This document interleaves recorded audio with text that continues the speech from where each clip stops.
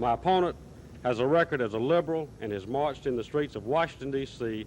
as a demonstrator for liberal causes. I submit that she is as liberal as they come. I suggest that you ask my opponent about her record as an activist and a liberal. Ms. Greenhall has the endorsement of Joe Reed and the Alabama Democratic Conference. I submit that she has the endorsement of Joe Reed and the ADC because she represents the liberal views that are compatible with Joe Reed and his constituency.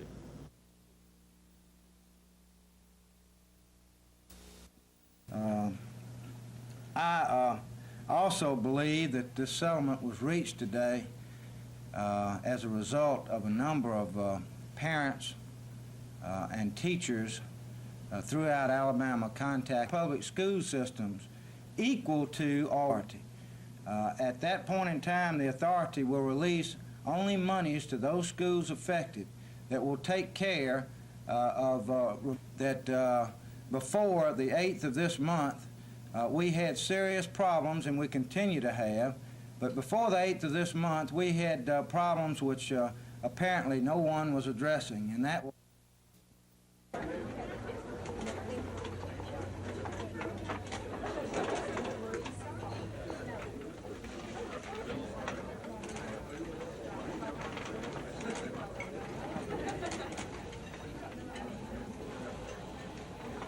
Wire warehouse employees up 21.9%.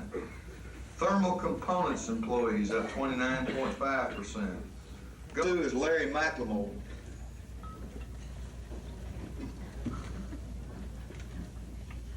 Thank you, Bill.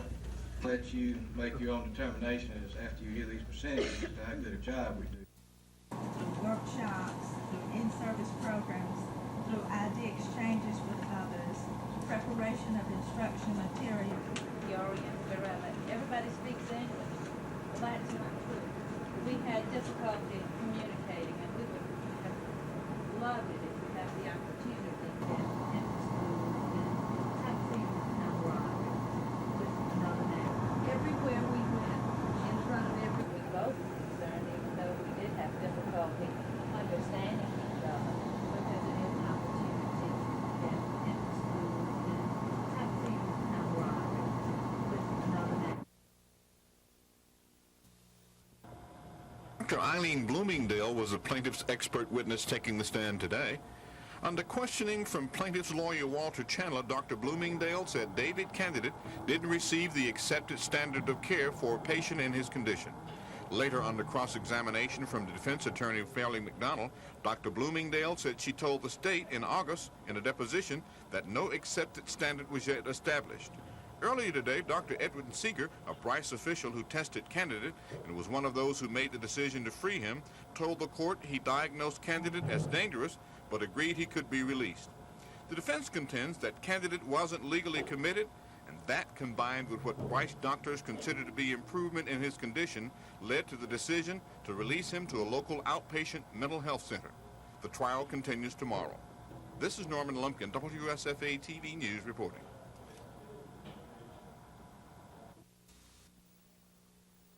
The former governor was scheduled to leave Montgomery late this afternoon, headed toward Coleman for a 6:30 rally. But Mr. Wallace's chartered jet ran into some problems. The aircraft was not able to retract its landing gear. The jet returned to Montgomery's Danley Field for repairs, but a second takeoff saw the same problem, so Mr. Wallace returned to the Danley Field Airport and was switched to a second plane.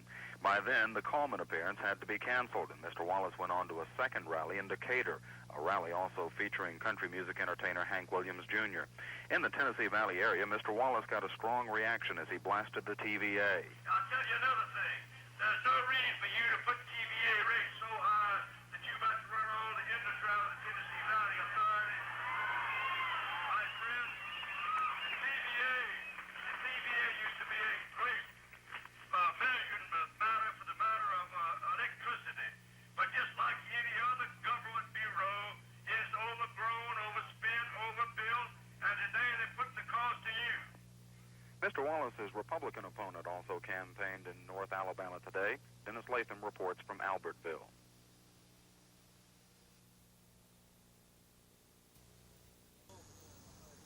Many observers consider Marshall County a stronghold of George Wallace support. Today, Republican challenger Emory Farmer did his best to persuade voters on Sand Mountain to elect him governor. Mr. Farmer visited several poultry processing plants, including this one where fresh eggs are sized and processed for commercial markets. Over and over again, he stressed that he had come in person to ask for their vote. At this shirt manufacturing plant, Mr. Farmer ran across evidence that his opponent has strong support in this North Alabama county. Even obvious backers of Mr. Wallace didn't escape a handshake and conversation about the governor's race. Mr. Farmer's visit to Marshall County climaxed at an outdoor rally in downtown Albertville. Hundreds turned out at the Albertville Mall for hot dogs and apple pie brought all the way from Montgomery. A local musical group provided entertainment while Mr. Farmer went around through the crowd shaking hands and talking politics.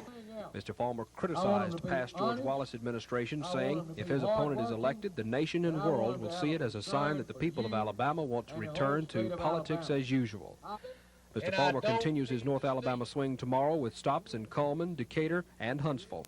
Dennis Latham, WSFA TV News with the Farmer campaign in Albertville. General Nutting told a group of reporters that all nations in Latin America and the U.S. are essentially involved in a war. But Nutting says it's a war unlike most Americans are used to. The three-star general says the Soviets are trying to take advantage of the economic and social situations in Latin America. The Soviet tools are political, psychological, and guerrilla insurgency. In Guatemala, El Salvador, Honduras. There are some terrorist forces in Costa Rica. There are insurgent forces in Colombia. There is an insurgent potential in many of the countries of Latin America, and if you take the forces in El Salvador, for example, there are somewhere between 4,000 and 6,000 guerrilla combatants who have additional support, maybe numbering 20,000, and sympathizers who number maybe up to 100,000. Nutting says the U.S. does not compete well with the type of tactics used in Latin America. He says the biggest problem is that Americans don't understand what is happening in Latin America and the threat it poses to the U.S. General Nutting says with increased communist buildup of forces in South and Central America, it could inhibit the U.S. response to other areas of the world. Nutting says the Soviets' ultimate challenge is to the U.S. But for now, the challenge is being addressed to places like El Salvador, just like what happened in Vietnam 10 years ago. But Nutting adds, unlike Vietnam, South and Central America are on our back doorstep. Don Phelps, WSFA TV There News. is a potential base in Nicaragua, and they are extending a number of A settlement reached between Attorney General Charles Braddock, the governor, and school officials gives the removal of asbestos from public schools a #1 priority in all schools. As of this day forward, and until December 15th, every public school in the state of Alabama must contract for testing and inspection of their facilities to determine whether or not they have any friable materials containing this cancer-causing agent, asbestos. Once they have contracted, they must certify that they have contracted and the date that the test will be conducted to the Alabama Public School and College Authority. Mr. Braddock filed a lawsuit against the state to require the removal of asbestos, but with the governor's signature on this settlement, the case has been dropped. $75 million from the oil and gas lease money has been earmarked for capital improvements in the schools, and now at the top of the list of those improvements is asbestos removal. This settlement mandates that schools in the state begin testing for asbestos immediately, and if it's found, the schools must remove it during the summer recess. Mr. Braddock says this will allow school children to return to their classrooms next fall without any fear of inhaling the cancer-causing substance. Gina Gregory, WSFA TV News. If ever Alabama State needed a win, it was last week in this 61-7 thrashing of Lane College. The victory improved the Hornets' mark to a still disappointing 2-4. But Coach George James says it's just what Bama State needed to hopefully straighten out their season. Right. You know, helped our mental and physical condition, and also proved to someone that that we can score points if we get consistent. The Hornets meet Alabama A&M in Saturday's 41st annual Magic City Classic in Birmingham. The Bulldogs are currently 4-3, but James says this could be their strongest team in several years. Played similar to Tennessee State, where they sent all the backs out and great passing and got two great runners. So They're a well-balanced team, great personnel, great coaching staff. So we're going to be ready for them, though.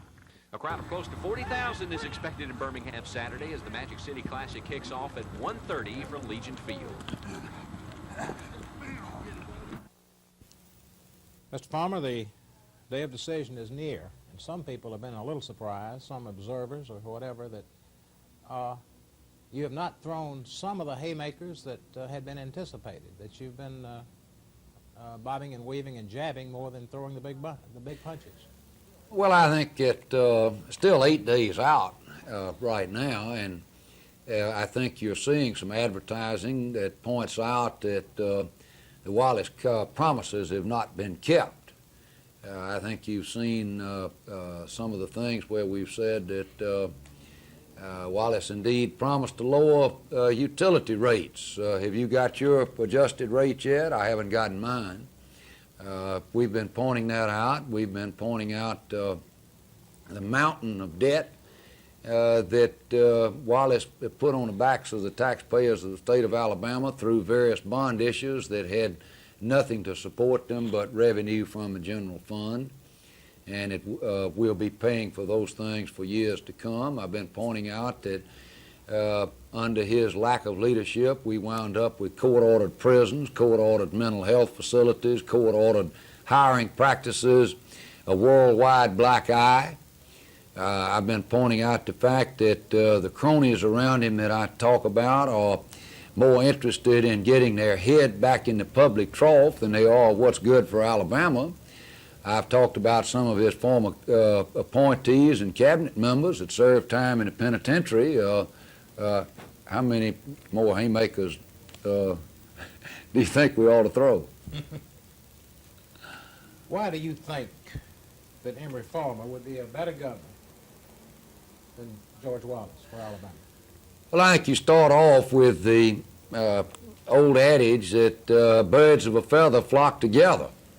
The type of people that I want around me are those, first of all, who are honest, hardworking, and have a real desire to do what's right for Alabama. And those are the three criteria that I will use in selecting people to be around me helping form state government. I think that on the other hand, that Wallace's track record of his appointments leaves a great deal to be desired. That's one thing. Second, my ability to work hard, my proven track record of staying at what I'm supposed to be doing, of making sure that the nuts and bolts of an operation are tight and that the machinery of the government works well. That's the first step. Make sure that the boat doesn't leak. And I think I'm better prepared to lead in the decade of the 80s because we've got new challenges in the decade of the 80s, and I recognize that we'll be looking at jobs either Alabamians will have or Georgia, Tennessee, Texas, or California will have. And if we stay with his usual politics as usual, we'll be staying here in the mud watching these jobs go someplace else. And I speak of jobs that come from high technology industries and that are the basis of expenditures for research funds, and I'm talking about computers, computer chips, telecommunication, robotics, many of the things that will be the jobs of the future. And I think I'm best prepared to lead Alabama in that direction. Mr. Farmer, do you think Mr. Wallace has the physical ability to be governor again?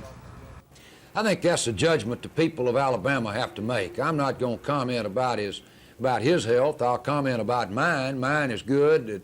I work for the city of Montgomery, and I think people know that I put in extremely long hours, that I set high standards for myself, and I set high standards for those people around me, and that I work on a management philosophy that people do what you inspect more than they do of what you expect.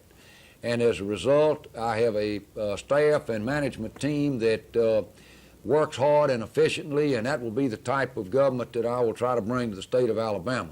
People have to make their own judgment about Mr. Wallace's health or his ability to govern. What is your personal feeling?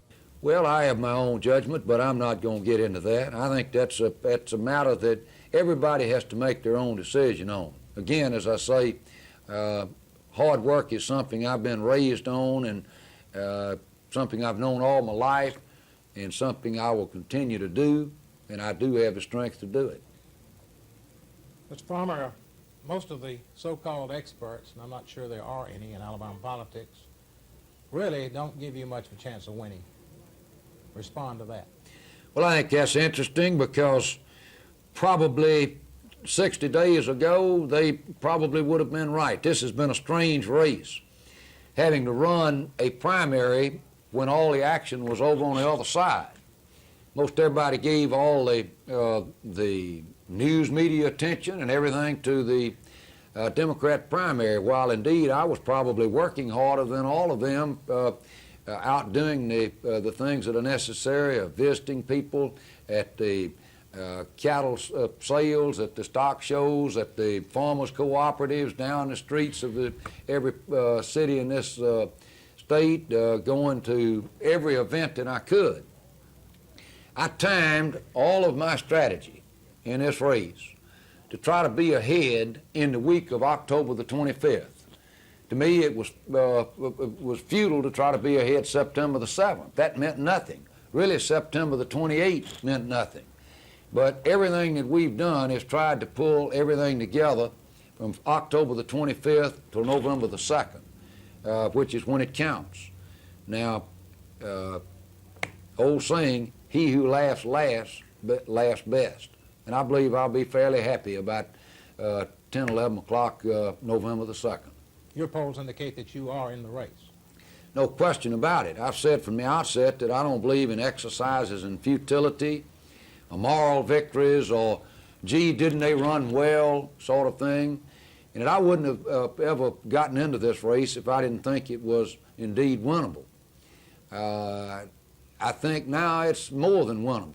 The polls that we're running, and I'm going to release those polls for everybody to look at, show that the race is dead even, with about 14 to 16% of the population still undecided, with those people, 100% of them knowing who George Wallace is, and that they know him and have not said they want to be for him. A lot of them still don't know me and haven't made up their mind. So the battleground is over that group. Yes, I think the race is winnable, and I think more and more people are finding it that way. You made a comment the other day about, in the 60s, how you were perceived as a liberal. Could you explain that? Yes, I think it's very interesting that in the 60s, in the height of the racial turmoil in Montgomery and around in Alabama, I said then that I don't think anybody ought to be judged or treated on the basis of the color of their skin, or their race, their sex, or anything. That ability is a criteria by which we ought to judge people, and that everybody ought to have the same basic rights. I said that then. Now, some 18, 20 years later, I say the same thing, and then there's some who say that that makes me ultra right-wing, in the sense that I believe in the American tradition, that I believe a person who pays the price of physical and mental sweat in preparation for a test, and they score high on a test, ought to be promoted before somebody who doesn't score on that test. I believe very strongly in that the American tradition says that everybody ought to be treated equally, and if you're treated equally, then the one that wins the foot race ought to get first prize. That makes some people unhappy with me, because I think that quotas and affirmative action and so forth are basically un-American, and therefore I'm opposed to them. Just as I was opposed to any wrong treatment of anybody because of race or color or sex or anything in the 60s, I still maintain that position exactly as I did in the 60s. I maintain it in the 80s, that everybody ought to be treated on the basis of a certain basic fairness, and then that the person with the most ability or the person who's paid the price of preparation ought to be rewarded if they score higher on tests, and I believe that.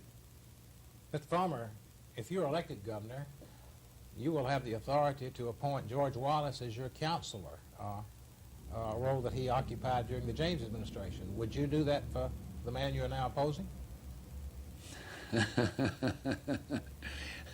the answer is, I believe the people of the state of Alabama want their governor to be governor. I will seek advice from every source that I can get it, try to be the best governor possible, but I don't believe I will need any of his advice. What are you doing to try to get more of the blacks in Alabama to vote for you? We know Mr. Wallace is very strongly working in that direction. What are you doing? Well, I can't see a great enthusiasm or zeal for blacks to dash out and vote for the man who created the atmosphere in Alabama that gave us the beatings of the blacks at the Edmund Pettus Bridge, or the bombing of the 16th Street Church in Birmingham, where children were killed, and a racial turmoil in this state that required the entire force of the federal government to come in and do something about it. I don't see any great zeal of blacks running out to vote for him. On the other hand, I don't think they're in love with him reform. I think there will be many of them that stay home. But I have gone to the black leaders where I can. I said, we're down to two choices, George Wallace or Emory Farmer. I said, I'm fair. Even my worst enemies have to understand that I have promoted in the city of Montgomery on the basis of fairness. There have been more blacks promoted in Montgomery probably than the history of all the mayors of the city put together under my administration. Fairness is what I offer. I don't offer anything. I don't make any special deals. I don't try to say if you do this, I'll do that or something like that. I say the door will be open and you'll be treated fairly. And I think that's what a majority of blacks want to be sure of, just like the majority of the whites. All they want is honest government, is hardworking, that will give them a fair shake, and that's what I offer. Should you be elected governor, do you have any further political ambitions beyond the confines of the state of Alabama? That has been mentioned. Let me get over this one first. It's real funny. I never wanted to be a city councilman. Never really wanted to be mayor. Never really wanted to be governor. I'm doing it as a public service. I had gotten my life and my affairs in such a condition that I could have kind of done what I wanted to do. But I found that many people said they were too busy to give of their time in city government, and that's why I ran in the first place, that somebody's got to do it. The same with being mayor. I had to run when the city of Montgomery was in turmoil.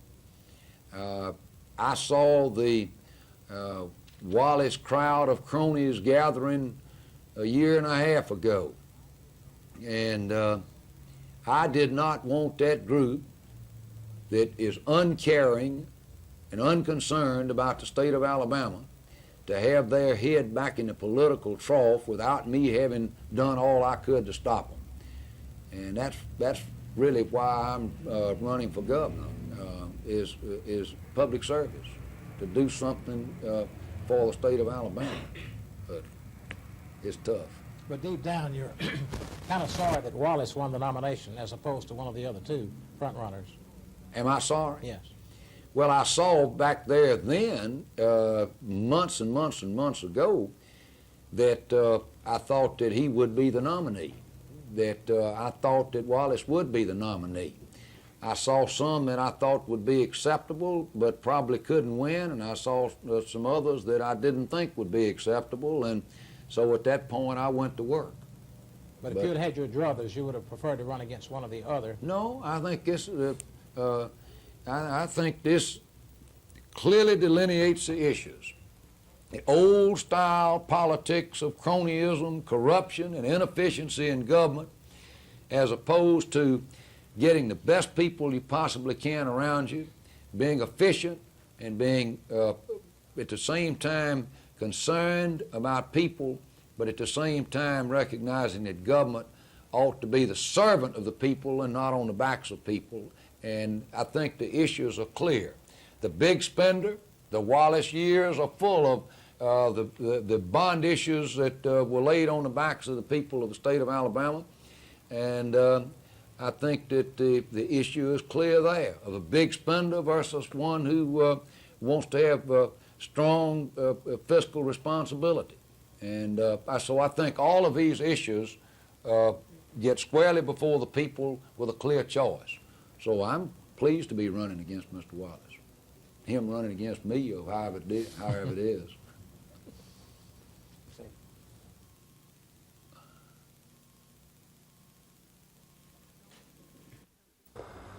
Dr. Halpern said David Candidate should have been committed by special court order because he belonged to a special group of people, those who are considered dangerous.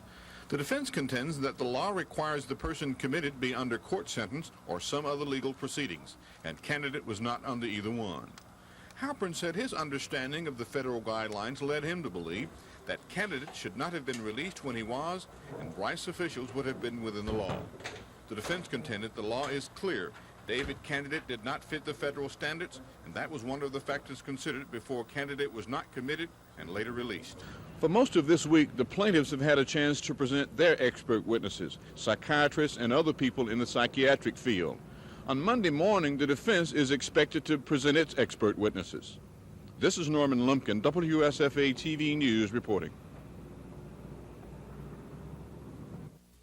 In the range of 7 to 9%, that will generate the investment of capital into the productivity of jobs, something that was a new industry and be competing with ours that was not. Because the military budget is dependent upon the threat from the other side. And until you know what that threat is, from time to time, you never know what it is, what the expenditure level should be. I think that we have lagged too far behind in the research and development of weapon systems that we've known that the Soviet threat has. Now we've got to spend large sums of money to catch up.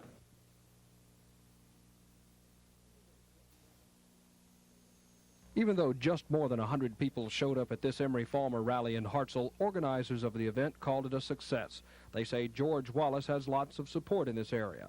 In reference to the League of Women Voters debate, Mr. Farmer said the people had a right to see George Wallace in the glare of the television lights being questioned by reporters. Mr. Farmer says he believes Mr. Wallace didn't debate because he couldn't handle the pressure.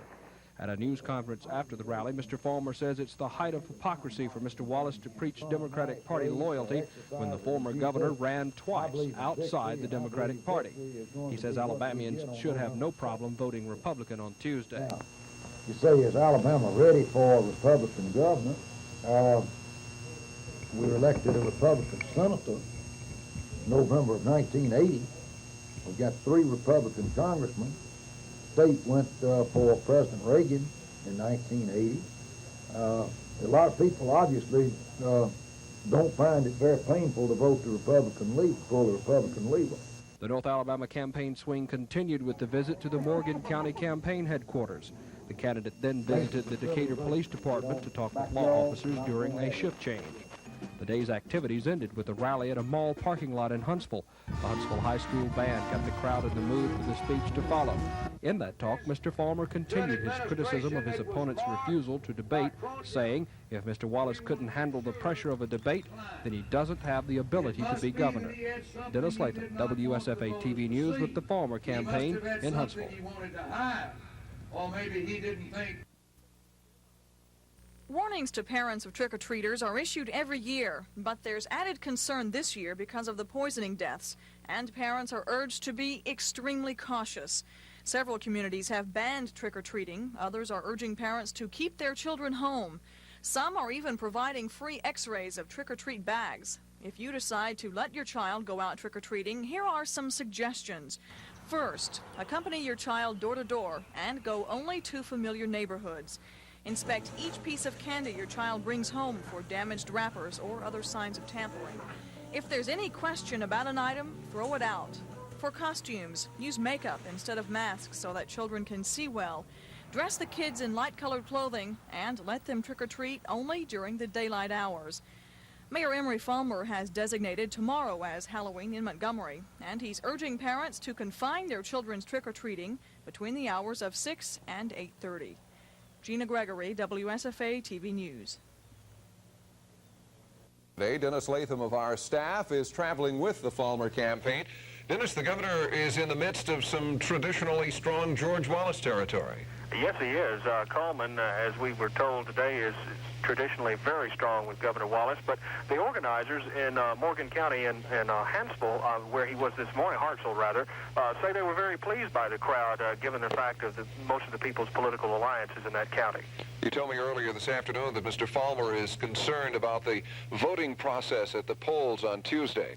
Yes, for the second time today. He mentioned it yesterday to some poll workers about being at the polls to make sure everything goes right. The comment he made this morning was that it would be a shame for him to be the victor and then have it taken away because the votes weren't counted right. Finally, I understand that Mr. Falmer was asked if Governor James is supporting his bid for the governor's office this time. He sidestepped it very well. A reporter's question was, do you expect the governor to? And he says he hopes that all Alabamians will vote for him, those, he says, that feel like he do, who have the same, he has the same philosophy of government that he does. Now, there are two groups that he said he did not want the endorsement of, and that's the KKK and the Southern Christian Leadership Conference, the two groups he called professional racists. Okay, Dennis, thanks very much. Dennis Latham reporting live from Huntsville, Alabama. We'll have more on the Falmer campaign tonight at 10. Since Mr. Hobby took office in 1975, there has been an update of the computer equipment used by the tax assessor, tax collector, and the probate court. However, the record-keeping system that was computerized before Mr. Hobby was appointed by Governor Wallace in 1975. The real reason that Mr. Hobby has accused me of mudslinging when I brought these facts to your attention is because he does not want to face the main issue in this campaign. The main issue in this campaign is that Mr. Hobby does not have the legal background and training that is needed to carry out the judicial duties of the probate judge.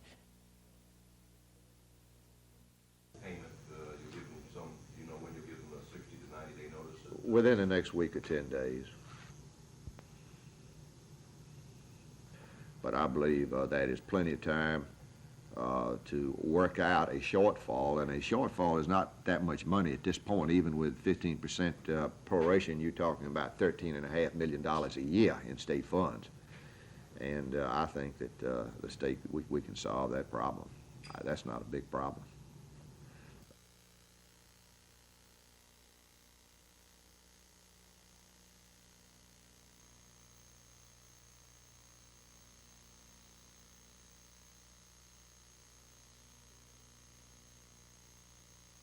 Cigarettes and liquor, and from the reforms in the system that has stabilized the cost. So in essence, you're saying that the providers will get full payment, you'll give them some... Earlier this week, Governor James met with Medicaid Commissioner Faye Baggiano and Finance Director Joe Broadwater to find a way to save the Medicaid program. A Medicaid advisory board said the program would fail if it were forced to prorate payments to providers. Today, Governor James told reporters that a federal law requires a 90-day notice before major changes can take place in a state Medicaid program. The governor says notice for 15% proration of payments will be sent out in a week to 10 days. The governor's decision would, in essence, leave the Medicaid problem with the next governor. Could be faced with a problem, but the extent of that problem would be $10 million, $12 million in that range, and that's workable. Late this afternoon, Medicaid Commissioner Baggiano said there is no specific federal regulation requiring her department to give providers notice of a change, but there is a requirement that the state submit any changes in the program to the federal government. Baggiano says it normally takes 60 to 90 days to get a response from the feds. So for now, it appears the Medicaid program will be fully funded until sometime in February. Don Phelps, WSFA TV News. There was Joe McCorkadale happily extending a handshake to the many people who lined up just to say a few words to him. One big difference from his previous campaign appearances, he was wearing an Emory Fulmer for Governor button. This was the former gubernatorial candidate's first public appearance since he crossed party lines to join the Fulmer camp about 4 weeks ago. Mr. McCorkadale said, as he did on September 30th, that the decision voters must make on Election Day transcends party loyalty and friendship. Mr. McCorkadale said Emory Fulmer is the only man who can provide the aggressive, hard-working leadership needed by this state. And then he asked the crowd to imagine the thoughts of an industrialist with jobs to bring to Alabama. Would you look to a state that maybe you would not even know who was actually calling the shots behind the scenes? Or would you go to a state that you'd know who the governor was and you'd know who you'd be talking to? And in a final reference to George Wallace's health, Mr. McCorkadale said Alabama needs a governor who is able to work long hours. Susan Silvernail, WSFA TV News.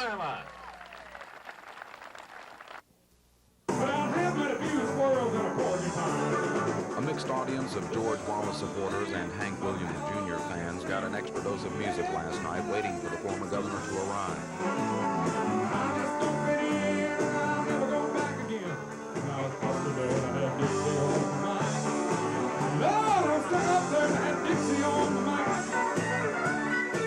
When he did arrive, the former governor was suffering from laryngitis due to a lengthy day of speeches made the day before. But he didn't shorten his speech much and continued his campaign listing what he considers the accomplishments of his previous administrations and saying his experience would bring Alabama jobs. Mr. Wallace also continued his battle against his Republican opponent, particularly Mr. Farmer's position on law and order, which Mr. Wallace says is just an echo of his speeches 10 years ago. But Mr. Wallace has added a new campaign promise aimed at crime, a promise to introduce a law strengthening criminal restitution statutes. You say, I want to see those who commit crime, and when they get out of prison, if they put you in the hospital and you've got a big hospital bill yet to pay, I want them, as long as they live in Alabama, they're going to pay some of that money to you every week they make it in order to repay you for what they owe you for the crime they committed against you. And this is something... Mr. Wallace is resting today before attending a ribbon-cutting ceremony for a new Albertville industry and then attending 2 partisan dinners in Mobile tonight. Chris Grimshaw, WSFA TV News with the Wallace campaign indicator. Mobile has been a Wallace supporting area through a number of his campaigns, but Mobile has also been an area to see a number of Republican local and state officials elected. So Mr. Wallace, although confident of his track record in this area, hasn't taken it for granted, and in his speech to a Democratic fundraising dinner tonight reminded everyone of what he said were things he and Alabama Democrats had done for the area. We finished your interstate. We built the Mercantile Mart. We also, as I said, brought a number of industries and expanded the docks. And Mobile not only became a full-fledged member in Southwest Alabama of Alabama's government, but it has now become and will become as a result of the finishing of the Tennessee Tom Bigby, which I was president of the first year that he got his first appropriation for construction. Mr. Wallace went on to say that he would do what he could to complete the Tennessee Tom Bigby during his next administration. Mr. Wallace also touched on some state politics, saying he wouldn't allow the proration in the state's budgets to close down schools or the Medicaid system. Mr. Wallace offered no specifics, however, on how he planned to handle those financial shortages. While Mr. Wallace worked the southern tip of the state, his Republican opponent was campaigning further north. Dennis Latham reports.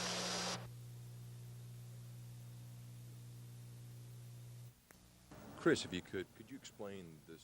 I guess it is a new program initiated by Alabama Power Company.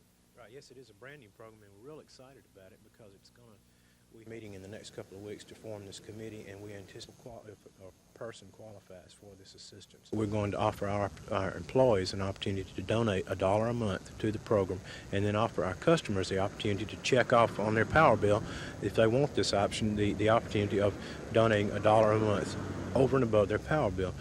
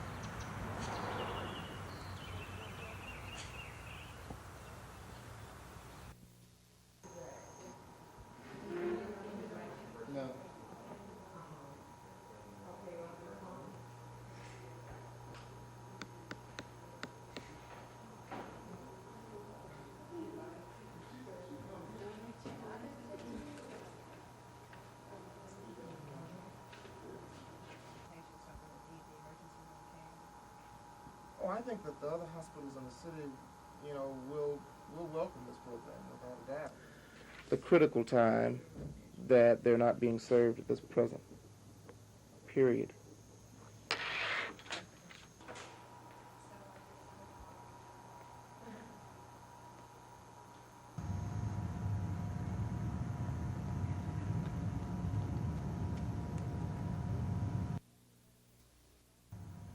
Fairview Medical Center is offering the new patient care service. For example, if you need stitches, break an arm or leg, or suffer body pains, hospital officials suggest you go to the immediate care facility rather than the emergency room of the day, but only for cases not an emergency. Hospital Administrator Sylvester Reeder says the new facility was started as an alternative to the emergency room. Because they do not have a physician, their only alternative is the emergency room of the day. The immediate care facility is this alternative. Our doors will be open from 6 p.m. to 12 a.m. It'll be fully staffed with physicians and nurses and all the ancillary support services. Mr. Reeder says the facility is not We will designed not to be treat prepared to trauma take care or of life-threatening cases. Those patients will be referred to the emergency room hospital of the day. The Fairview facility, which opens Monday, will be open from 6 p.m. to midnight 7 days a week. Mr. Reeder says it's the first of its kind in Montgomery, and he says it'll help relieve emergency rooms of non-emergency cases. Kim Davis, WSFA TV News. The immediate care facility is designed to treat patients who don't really need to go to the emergency room for treatment. However, hospital officials say the Fairview facility is not designed to treat trauma or life-threatening cases. Those patients will be sent to the emergency room hospital of the day. But if you break your arm or need stitches, hospital officials suggest you go to the Fairview facility instead of the emergency room, but only if your case is not an emergency. Hospital Administrator Sylvester Reeder says it's the first of its kind in Montgomery and says the Fairview medical staff is ready for the facility to open Monday. We think that this is going to be an exciting venture for Montgomery because for the first time recently, patients will have this alternative. And we're proud to present this to the Montgomery community. Mr. Reeder believes other hospitals will welcome the new non-emergency service. Starting Monday, the immediate care facility will be open from 6 to 12 midnight, 7 days a week. Kim Davis, WSFA TV News.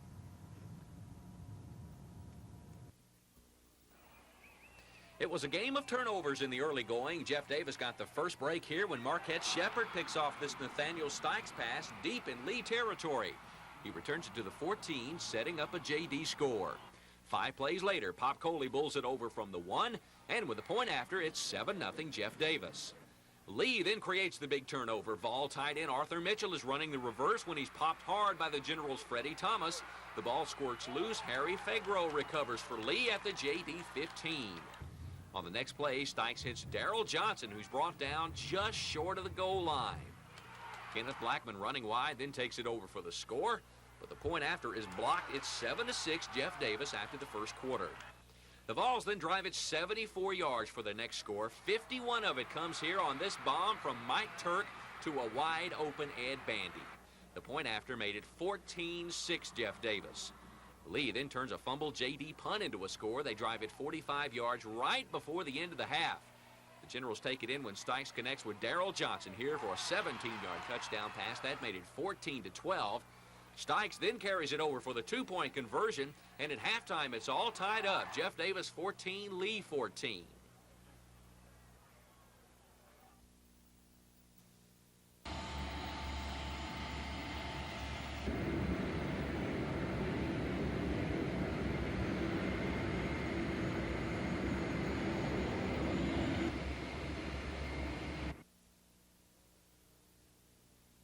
Well, I think it does, and I think that our preparation this week has been good. We haven't had a lot of contact, but it's been good concentration on the field. I think we got a good plan, and we're going to play as well as we can play. And how about your injury situation? Well, it's about the same as it's been. I think some of them a little better, and we got a few more kind of bruised up against Mississippi State, but about everybody in the country's got the same situation now, so we just have to play with ours and hope that that our plan and we're good enough to win. I don't know if we're good enough or not, but I think we are, and we'll find out Saturday.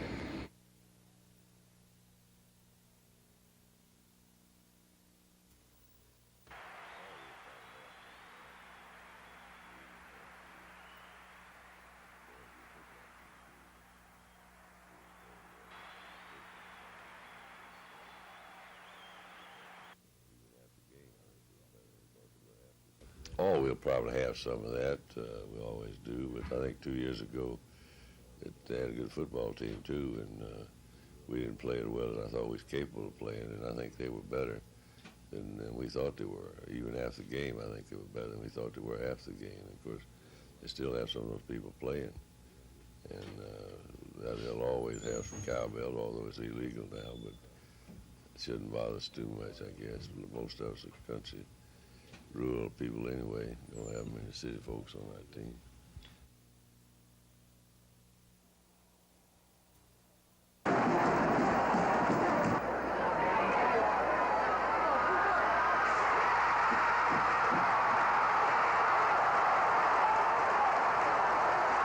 And they've gotten better. They scored a lot of points last week against Lane. Lane is not an excellent football team, but when you score 61 points, it doesn't matter. You gain confidence, and they've gotten better each game. So we're in the same situation. Both have young teams and people that are improving, and it's a game where you never know what's going to happen because it is such a big game. Sitting at 2-4 now, how important is this win? It's important for us to really continue our winning ways at Alabama State for the last 6-7 years, and it's very important to us. It means more to us than Alabama A&M.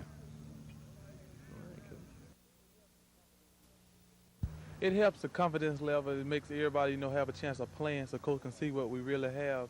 And it really is just, it helps the team overall. You got a lot of young guys, I guess, that need to play in front of some people and get the excitement of that, huh? Oh, that's about the main thing. You get a chance to work on the offense and defense and press and everything. And the crowd, it gets you used. It's not as big as the regular season crowd, but it helps you, get used to it. You'll have more help inside this year than you had last year. Is that going to help your game any, you think? Well, yes, I hope so, and if I do get in foul trouble, which I hope not to, it'll help. I have confidence that somebody can come in and do the job. So it'll allow you to play all out this time, huh? Yes, sir. And that's the main thing, and I can be able to go longer periods of time, and it'll help me overall.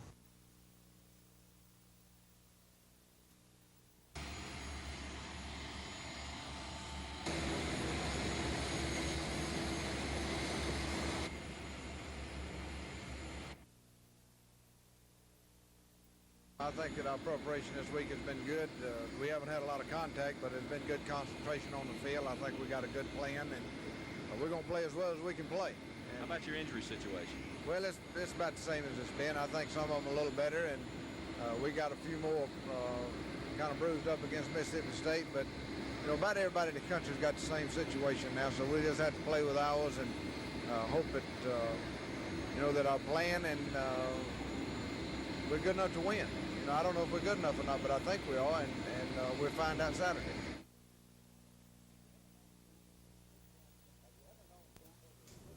Have you ever known people who looked like what they were? A doctor who looked like a doctor?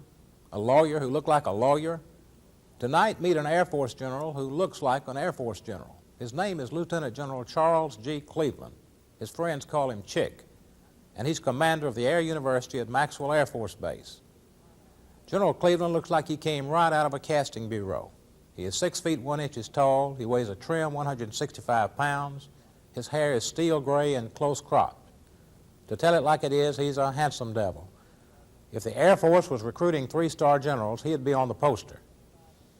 Cleveland was born 55 years ago this November in Honolulu, where his father was stationed as a regular Army officer.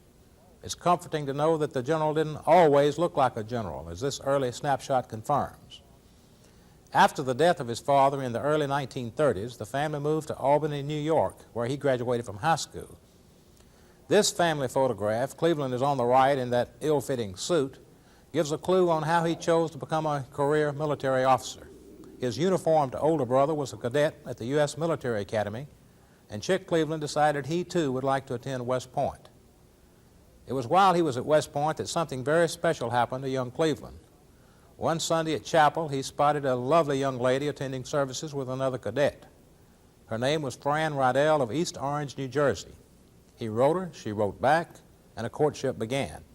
Here is the love-sick cadet and Fran at West Point. And this memorable picture was taken during their courtship at what might be described as a not-so-memorable night spot in New York City shortly before their marriage in 1950.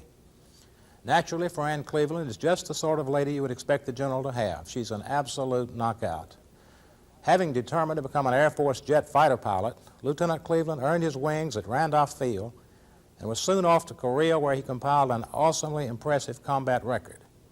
He shot down 4 MiG-15s and had 2 probables. He came home with a chest full of decorations. It's been steadily up the Air Force ladder since, climaxed when he was awarded his 3rd star at the time he came to Maxwell.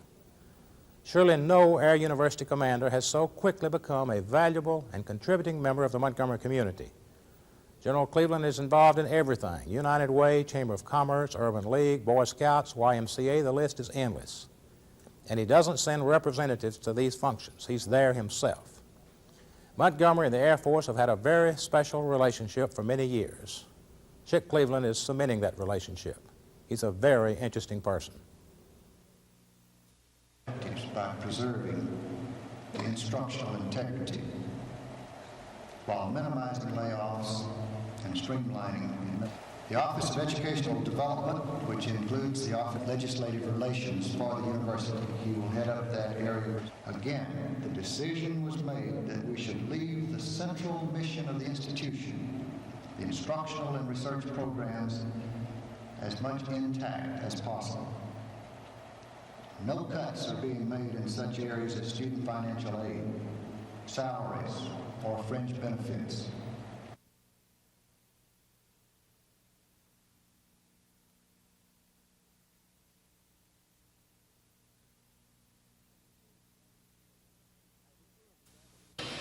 As he flew into Danley Field this afternoon, Mr. Askew was met by Montgomery City Councilman Willie Peake and State Democratic Party Chairman Jimmy Knight, men who say the key to a Democratic win on Tuesday will be voter turnout, and the Democrats are doing all they can to make sure that turnout is high.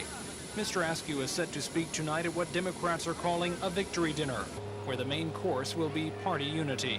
Well, I think the Democratic Party is in good shape. I think we're going to elect an awful lot of Democrats throughout the entire country. I've been in every state in the Union since the first of the year, and there's no question that we're going to elect a lot of Democrats throughout the country, and we're certainly going to elect a lot of Democrats right here in Alabama. The Democratic Party has more unity and togetherness and solidarity today than it's had at any time in my recollection. The message to the Democrats this year is to go out and present ourselves as a party that's practical, a party that reaches out to the broad center, particularly that reaches out to the business as well as labor, and to give people a reason to want to vote Democratic. Of course, Mr. Askew's appearance may benefit more than just Alabama's Democrats. Early next year, he's expected to announce a bid for the presidency. Tom Foreman, WSFA TV News.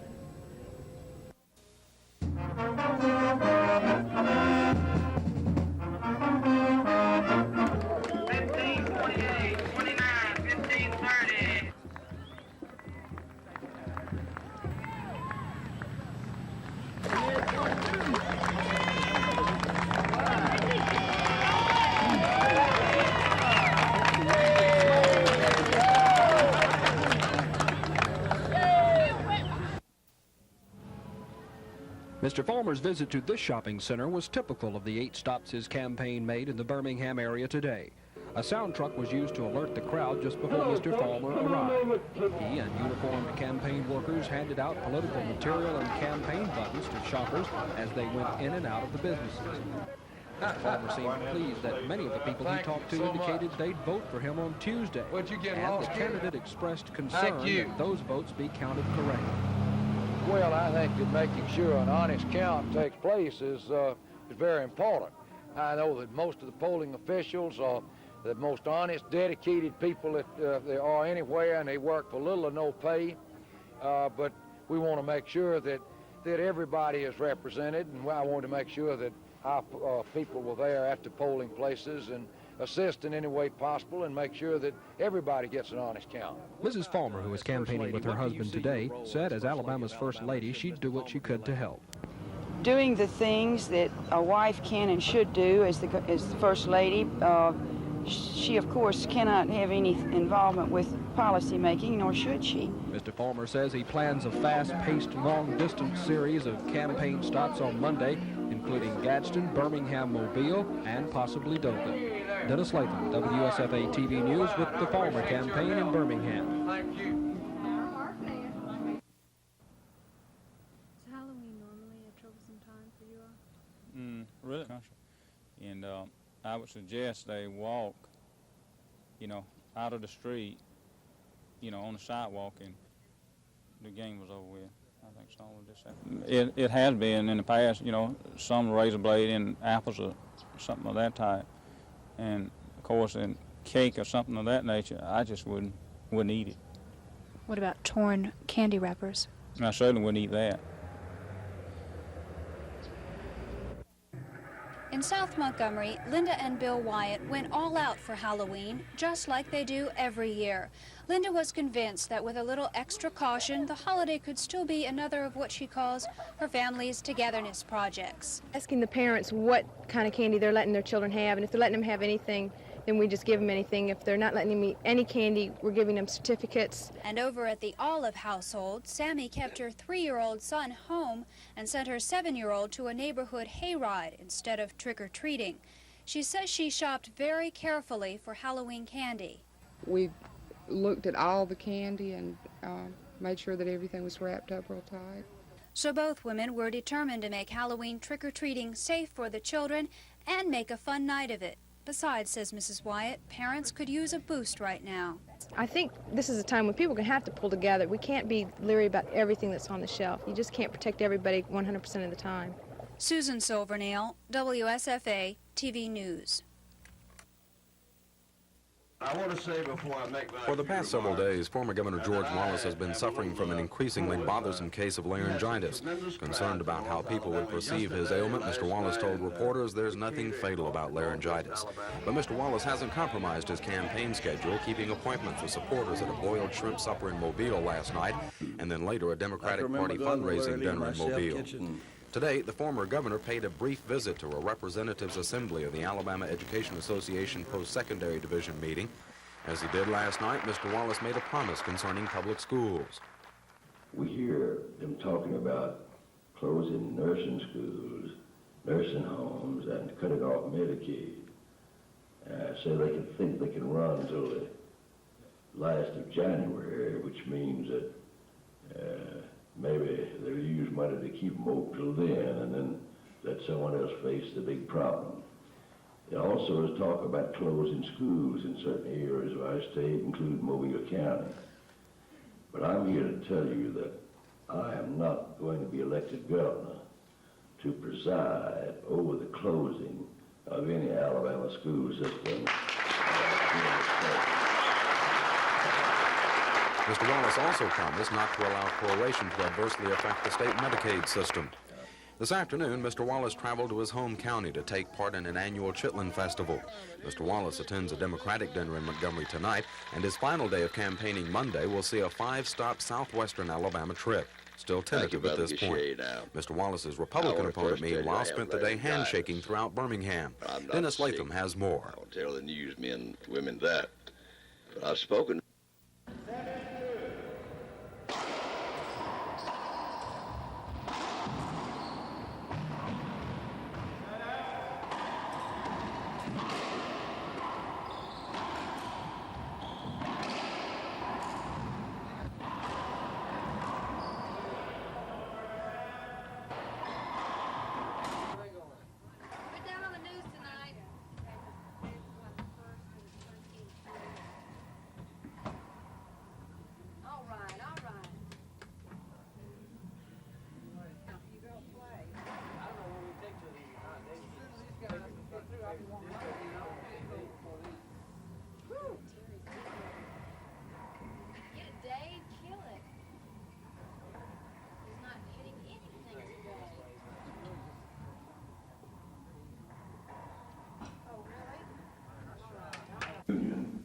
The former governor appeared at the last local Democratic Party fundraising dinner before the election.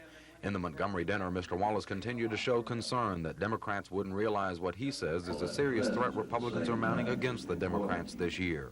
You're certainly telling the truth when you say that once they get the foot in the doorway, then you're going to find a real line of politics in Alabama to the extent that we're not going to have the Alabama Democratic Party, which has done more for this state than any Alabama Republican Party has ever done, ever will do. Since the Republican Party is paying so much attention to Alabama's elections, so are the Democrats. Keynote speaker tonight was former Florida Governor Reuben Askew, a potential Democratic presidential candidate for 1984. Mr. Askew becomes another on a slate of possible Democratic presidential candidates to test reaction in Alabama to their expected plans. During the past 3 weeks, Ohio Senator John Glenn joined Democrats in Huntsville, and South Carolina's Fritz Hollings joined Democrats in Mobile last night. Meanwhile, Republican gubernatorial nominee Emory Farmer isn't wasting any of his campaign time. He ran a blitz through Birmingham shopping malls today. Dennis Latham reports. He's also a man that is interested, I think, in Leading 3-0 midway through the second quarter, Florida State embarks on a 92-yard drive. The big play, this interference call against Rodney Bellinger on Jamie Hester at the Miami 27. 2 plays later, Greg Allen gets the pitch wide right. He's into the end zone untouched, and the Seminoles lead it 10-0. Miami then drives it 80 yards to within inches of the FSU goal line. But on 4th and goal, Tony Wright gets the defensive gem, diving through to stop Mark Rush short of the touchdown. The half ended with Florida State leading it 10-0. But the Hurricanes came back midway through the third. Quarterback Mark Richt gets a big first down here. He's almost dumped behind the line, but he scrambles out and rambles down to the 3-yard line. 1st and goal, Miami. Keith Griffin then dives it over from the 1, 10-7. Florida State, 7:25 left in the third. But the Seminoles put it away on the first play of the fourth quarter. On 4th and 3, Kelly Lowry finds a wide-open Arthur Murphy over the middle.